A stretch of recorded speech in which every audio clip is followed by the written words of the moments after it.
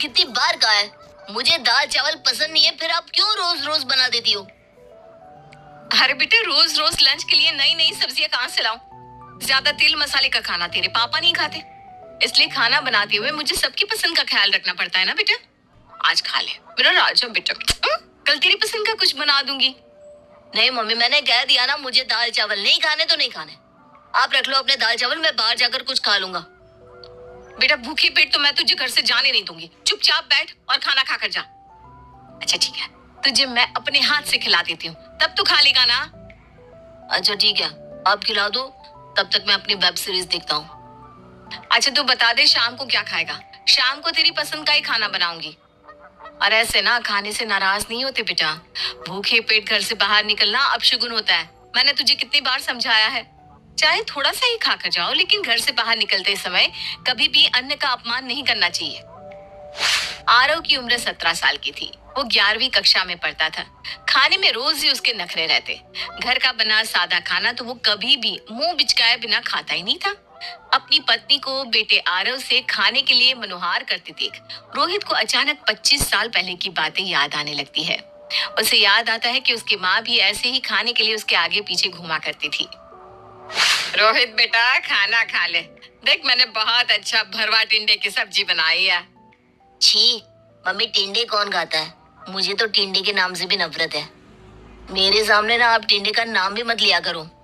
अच्छा बेटा, तू बता क्या खाएगा? जो मेरा बेटा खाएगा मैं वही बना कर दूंगी बस। अच्छा, अचार से रोटी खाएगा? मम्मी मुझे नहीं खानी है, अचार से रोटी मुझसे नहीं खाई जाती। अच्छा, रोटी दूध खा ले हैं? नहीं तो जैम लगा दो तेरी रोटी पर। मम्मी मैं कोई छोटा बच्चा थोड़ी ना हूँ कि आप मुझे जैम से रोटी खिलाओगे। मैं बड़ा हो गया हूँ। बड़ा हो गया होता ना तो ऐसी सब्जियों को देखकर मुंह ना बिचकता तू। जो बच्चे बड़े हो जाते हैं ना, उनको इतनी समझ आ जाती है कि सब्जी खाने से ही शरीर में जान आती है। जान बहुत है मेरे अंदर मम्मी। आप मेरी पसंद का कुछ बना दिया करो बस।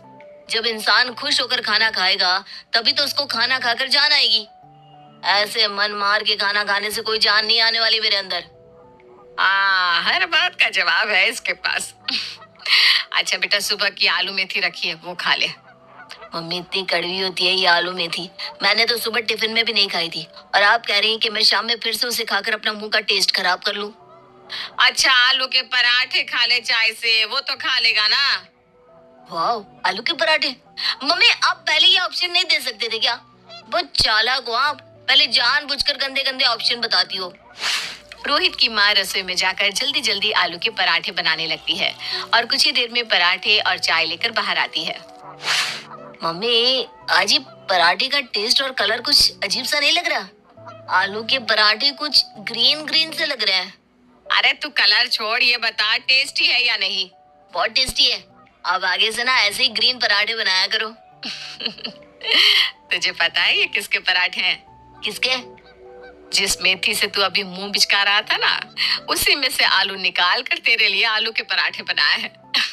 ये ले, घी रख कर खा, तब स्वाद आएगा। मम्मी मैं क्रिकेट खेलने जा रहा हूँ और आप मुझे घी खिला रही हैं। अरे मम्मी, कोच ने कहा है कि फिटनेस के लिए डाइट चार्ट के हिसाब से खाना खाओ। अरे इतनी मेहनत करता है, 2-2 घंटे धूप में दौड़ लगाता है, तू तो 1 चम्मच और घी लगवा इन पराठों पर, तभी तो ताकत आएगी बेटा। और ये घी मैंने घर में बनाया है, ये नुकसान नहीं करता, बहुत फायदा करता है। पापा, पापा कहाँ खो गए आप? मैं जा रहा हूँ, बाय।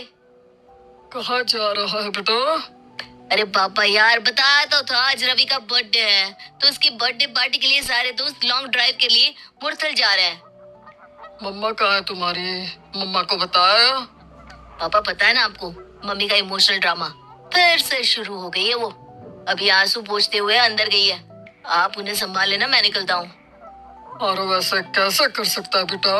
तो एक बेटा होकर अपनी माँ के लिए इतना इग्नोरेंट कैसे हो सकता है? ऐसा लग रहा है जैसे मेरा अतीत मेरे सामने आकर खड़ा हो गया है। अतीत? तुझे पता है ना आज क्या है? तेरी मम्मी का जन्मदिन है आज। फिर भी तेरी माँ ने उसकी पसंद का नहीं, तेरी पसंद का खाना बनाया। खैर तुझे समझ में नहीं आने वाला, तो चल आज मैं तुझे एक कहानी सुनाता हूँ। बहुत साल पहले की बात है, मैं तब तेरी ही उम्र का रहा हूँगा। माँ के जन्मदिन के दिन हर साल हम मंदिर जाते और फिर माँ हमारी पसंद का खाना बनाती। जिसे हम बड़े चाव से खाते। न जाने वो उम्र का तकाजा था या कुछ और। न माँ कभी अपनी पसंद का खाना बनाती और ना कभी हमने कहा कि माँ आज तो तुम्हारा जन्मदिन है, तो आज तुम अपनी पसंद का खाना क्यों नहीं बनाती। हम दोनों भाई बहन तो बस इतने से ही खुश थे कि हमें अपनी पसंद के पूरी पकवान और कचौड़ी खाने को मिल रहे। मैं ग्रेजुएशन में था, मेरे पास मोबाइल नहीं था, लेकिन घर पर लैंडलाइन लग चुका था। मैंने पीसीओ बूथ से जाकर अपने घर के लिए कॉल लगाई। मम्मी मुझे आने में लेट हो जाएगा। क्या हुआ बेटा, सब ठीक तो है ना? देख, सर्दियों का समय है, बहुत जल्दी अंधेरा हो जाता है। क्या जरूरत है ज्यादा देर तक बाहर घूमने की? समय से लौटकर घर आ जाया करना बेटा। अरे मम्मी, अब मैं कोई छोटा बच्चा थोड़ी ना हूँ जिसे अंधेरे से डर लगेगा। अच्छा, मेरा बिल बढ़ रहा है, मैं फोन रखता हूँ। अच्छा सुन, तेरे पापा टूर पर है, इसलिए कह रही थी थोड़ा जल्दी लौट आना बेटा। मुझे ना थोड़ी सी घबराहट सी हो रही है। अच्छा, अब मुझे जल्दी बुलाने के लिए ये तबीयत का हथकंडा अपनाने की कोई जरूरत नहीं है। मम्मा, कभी तो मुझे खुशी खुशी कह दिया करो कि जा घूमा अपने दोस्तों के साथ। जब भी कहीं घूमने की बात करो, आपका यही नाटक चालू हो जाता है।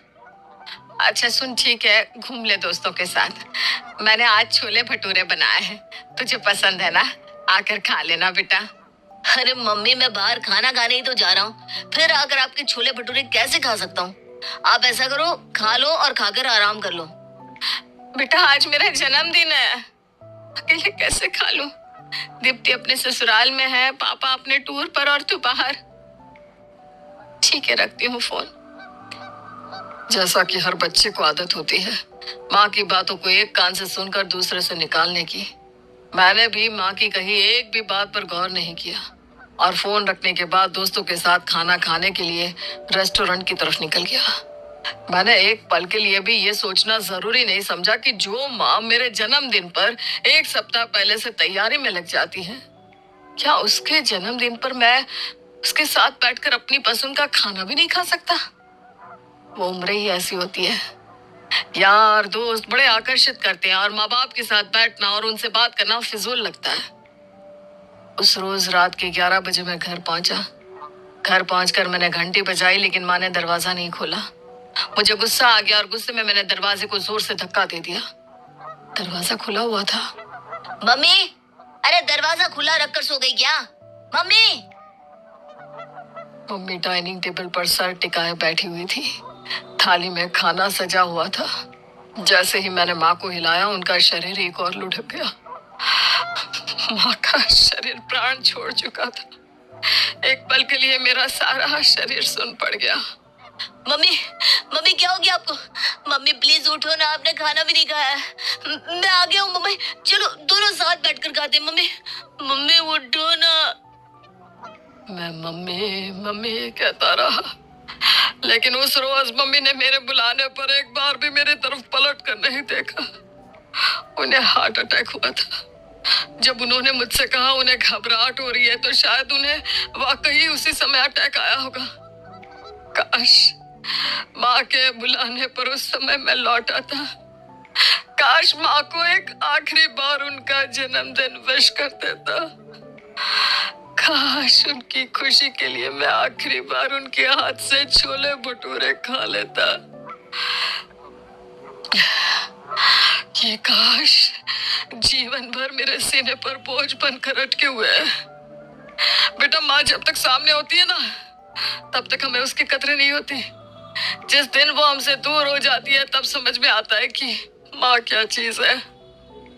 आज मम्मा का बर्थडे है, तो मैं उनके साथ रुककर उनके दिन को और भी स्पेशल बनाना चाहिए। बेटा माँ के लिए उसके औलाद से ज्यादा प्यारी कोई चीज नहीं होती दुनिया में। तो खुद देख ले, जन्मदिन तेरी माँ का है और खाना आज सब तेरी माँ ने तेरी पसंद का ही बनाया होगा। मुझे माफ कर दो पापा, अब सही कहते हो। मम्मा हर रोज सिर्फ हमारी पसंद पूछती है। हमने तो कभी पूछा ही नहीं, मम्मा आपकी पसंद क्या है?